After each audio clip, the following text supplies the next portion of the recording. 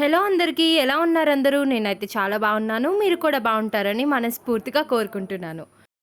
ఈ వీడియోలో నేను మా ఓరియో గాడికి ఒక కొత్త ఫ్రెండ్ తగిలింది. అదెవరో కాదు, ఈవా. దాన్ని పరిచయం చేస్తున్నాను. మా ఓరియో గాడు ఎంత అల్లరి చేస్తాడంటే అన్నం కూడా వాడికి తినిపించాల్సిందే. అమ్మ తినిపిస్తే కానీ వాడు తినడు. మీ డాగ్స్ కూడా ఇంతేనా?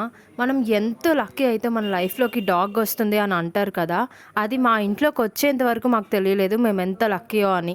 మనుషుల కన్నా ఎక్కువ డాగ్సే ఎక్కువ ప్రేమిస్తాయి. అన్నిటికన్నా మన ప్రపంచంలో, మన జీవిత కాలంలో అంతా మనల్ని కుక్కల కన్నా ఎక్కువ ఏది ప్రేమించదంట. అదైతే నిజమేనండి. మా ఓరియో గాడికి మేమందరం అంటే ఎంత ప్రేమో. ఒకళ్ళ నుంచి ఒకళ్ళకి మారినా సరే, అది అందరికీ ఒకేలాంటి ప్రేమను చూపిస్తుంది. కాకపోతే కొంచెం ఎక్కువ మా అమ్మకి చూపిస్తుంది. అమ్మ వస్తే చాలు మా అందరిని దాటుకొని మరీ వెళ్ళి పరిగెత్తుకుంటూ వెళ్ళిపోతుంది. వాడి వాడి కొత్త ఫ్రెండ్ ఈవా ఉంది కదా! దాంతో కూడా అలాగే ఆడుకుంది. ఇద్దరు ఎంత క్యూట్‌గా ఉన్నారో కదా! ఇంక అలా ఈవినింగ్ అంతా వాటితో స్పెండ్ చేసి నైట్ ఏమో పైకెళ్ళాం. పైకెళ్ళిన తర్వాత ఈరోజు 23 ఏప్రిల్ పింక్ మూన్ అంటారు కదా!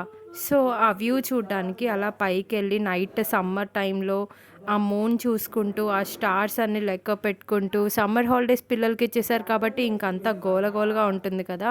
మేమైతే ఫుల్‌గా ఎంజాయ్ చేస్తున్నాము. సమ్మర్ హాలిడేస్ కాబట్టి అందరూ వచ్చేసారు మా ఇంటికి.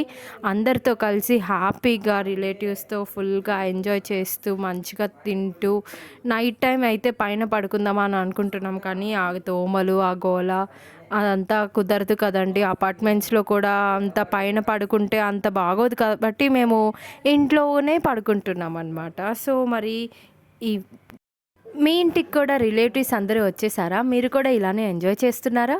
అలా అయితే కామెంట్ చేసేయండి. అలాగే subscribe to my channel. By people.